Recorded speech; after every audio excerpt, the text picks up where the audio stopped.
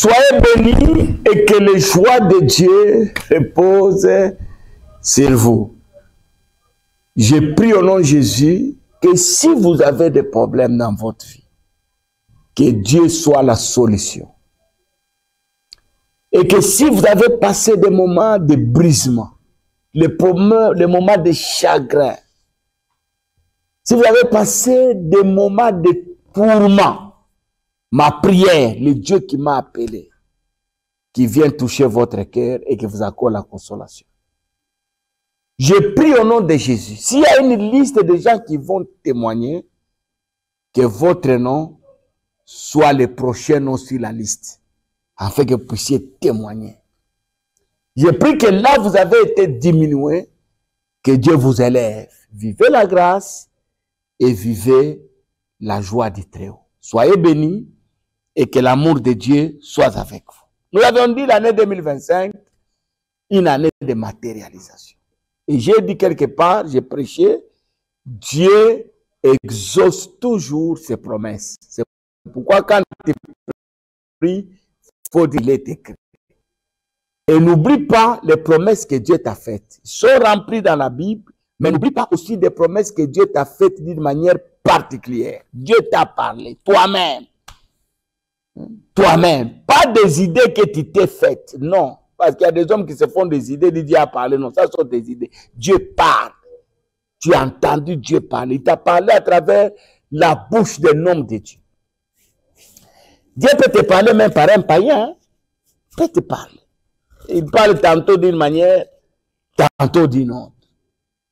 Alors, il faut prendre ces promesses-là pour toi. Et quand tu es en prière, il faut dire à Dieu, n'est-ce pas, il est écrit. Seigneur, c'est toi qui as dit. Vous avez dit que pendant l'année de matérialisation, il fallait vaincre l'esprit d'incrédulité. L'incrédulité, c'est quoi? C'est l'absence de croire. Les gens abandonnent facilement la foi. On a dit tout ça. Les gens abandonnent facilement la foi. Nous avons dit pendant ce temps-là, il fallait aussi détruire les géants de la culpabilité. Quand les choses sont un peu bloquées, les gens pensent seulement au mal qu'ils avaient fait. Dieu t'a déjà pardonné. Dieu ne pardonne pas deux fois. Il pardonne une fois, il passe.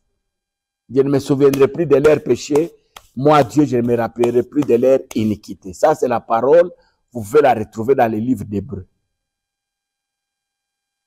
Et nous avions dit que pendant le temps de matérialisation, il y a un vent qui s'élève. Ce n'est pas pour rien vous attendez qu'il y aura beaucoup de morts. Que le diable prépare aux gens d'accepter sa pensée. N'acceptons pas la pensée du diable. N'acceptons pas. Mais dans le vent là que le diable soulève ou élève, il y a des esprits. Je vous ai déjà parlé de trois. Je voulais parler d'un autre esprit. Le premier esprit qui est dans le vent contraire, c'est l'esprit des morts. Quand cet esprit se lève, il va tuer. Deuxième esprit, il va vous mettre en retard. Tout simplement, tu évoluez bien. Le diable veut seulement vous mettre en retard.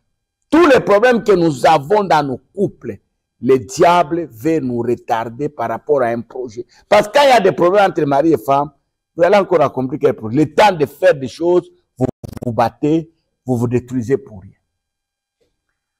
Et troisième esprit, on a parlé, c'est l'esprit d'opposition. Aujourd'hui, c'est l'esprit d'abandon. Vous savez, quand le vent contraire s'élève, les gens ont tendance à abandonner. Abandonner.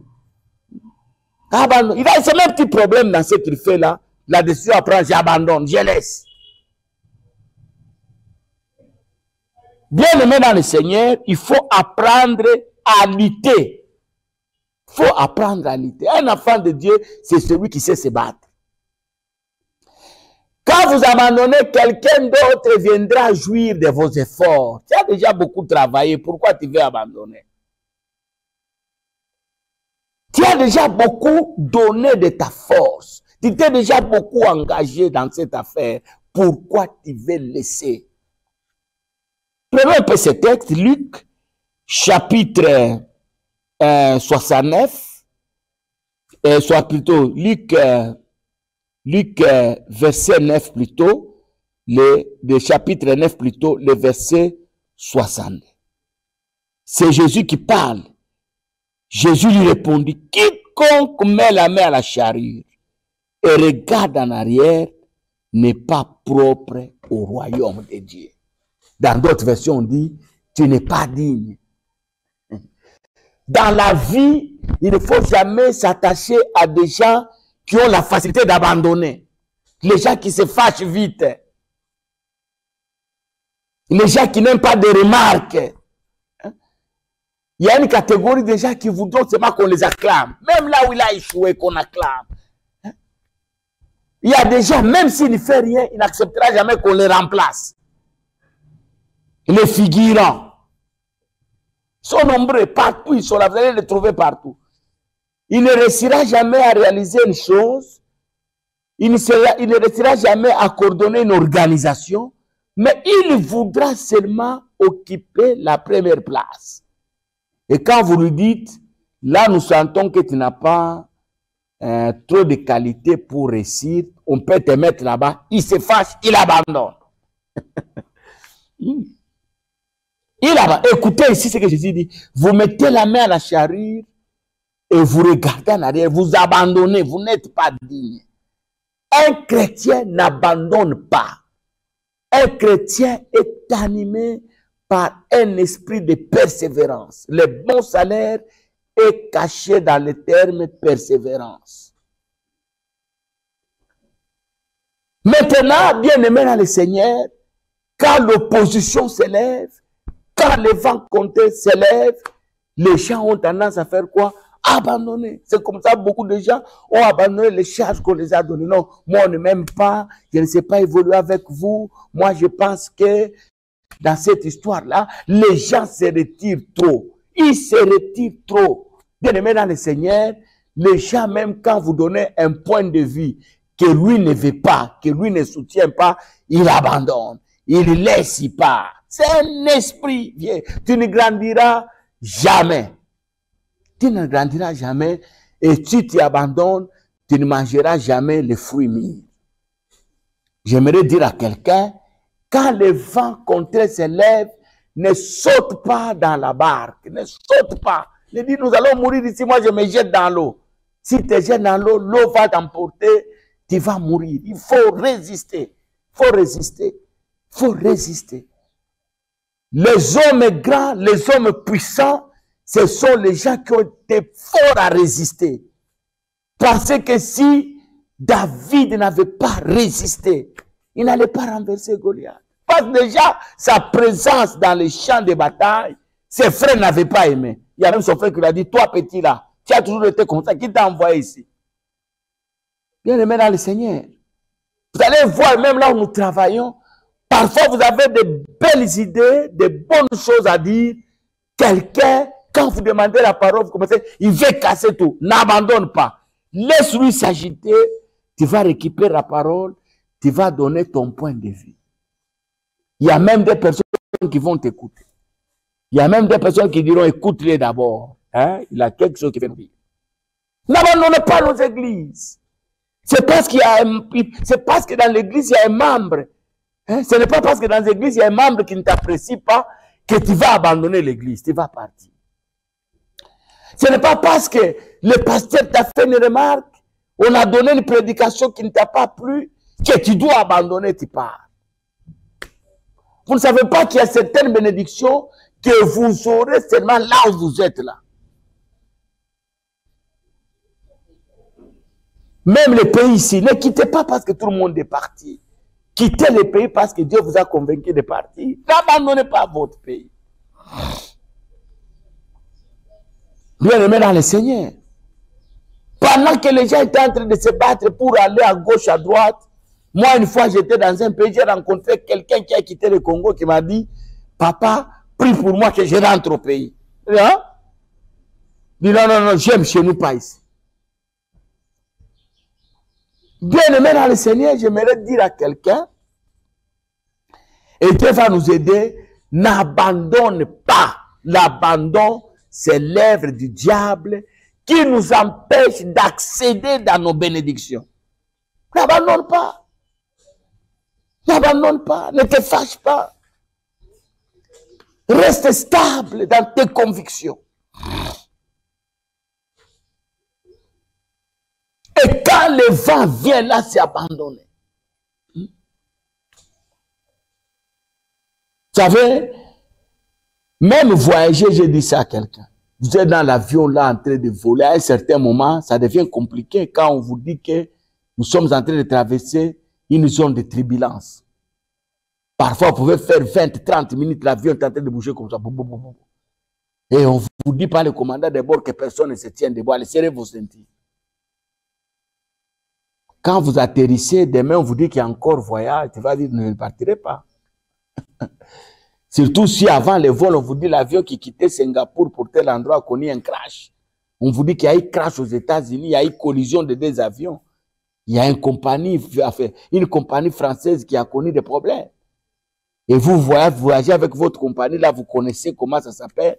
Vous vous dites, est-ce que nous, on va arriver? Mais si tu ne voyages pas, tu n'auras pas ce que tu cherches.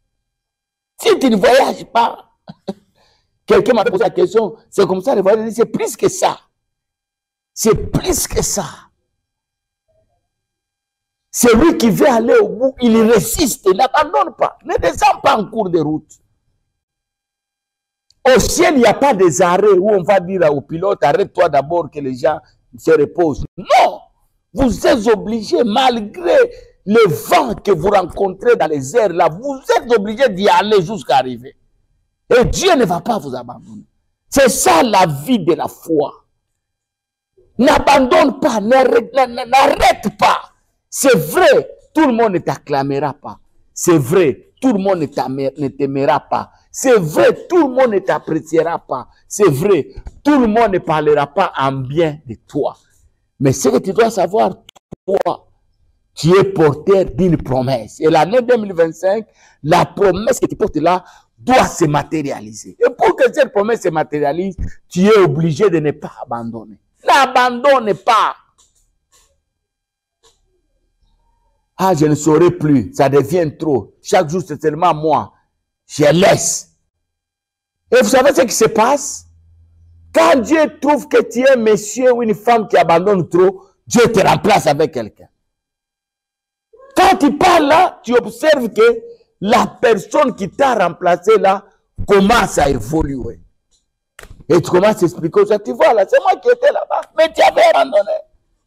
J'ai dit même à quelqu'un, n'arrête pas parce qu'on te paye peu. Quel que soit le salaire que tu obtiens, n'arrête pas. Arrête le jour que Dieu va te dire, Dieu lui-même, ce n'est pas toi, tu ne vas pas forcer. Si Dieu veut que tu quittes là-bas, lui-même, il va créer des mécanismes et tu partiras. Tu peux quitter le matin, le soir, la situation change. Tu demandes pardon, ça devient un retard. Que Dieu te bénisse, toi qui m'as écouté. N'oublie pas d'aimer la vidéo, n'oublie pas de partager. Dans le vent contraire, il y a 4 esprits que nous devons absolument vaincre. Nous ne devons pas entretenir ces esprits-là, sinon ça va nous emporter. Premier esprit, esprit de mort. Deuxième esprit, esprit de retard. Troisième esprit, esprit d'opposition. Et quatrième esprit, esprit d'abandon. Écoutez, quand vous roulez dans votre véhicule, il pleut abondamment. Si vous n'êtes pas fort, vous risquez d'arrêter la voiture jusqu'à ce que la pluie va s'arrêter. Et quand vous arrêtez la voiture, celui qui vous a dit de venir à 10 heures ne va pas dire qu'il y a la pluie, il a arrêté la voiture, j'attends qu'il arrive d'abord. Il va partir, vous allez rater ce qui vous attendait. Quand il pleut abondamment et vous conduisez le véhicule, à un certain moment, vous allez sentir l'esprit vous dire, n'allez pas trop vite. Vous allez commencer à conduire lentement. Et votre manière de conduire va vous mettre en retard. Celui qui vous attendait là, l'examen qu'on était en train de passer va partir et vous allez rater. Quand il pleut abondamment, vous conduisez, vous allez sentir seulement que le vent devient fort. Même si vous conduisez comment, vous allez sentir que le véhicule n'avance plus. C'est comme si le vent vous arrête. Ça s'oppose à votre départ. Et moi, je vis à cause de la pluie, les eaux dans la route, les gens laissaient les véhicules et marchaient à pied. Quand il y a un vent contraire, il faut résister. Si on ne résiste pas, le vent nous emporte et nous ratons ce qui nous attend. Que Dieu vous bénisse et n'oubliez pas de partager nos vidéos. Et à la prochaine.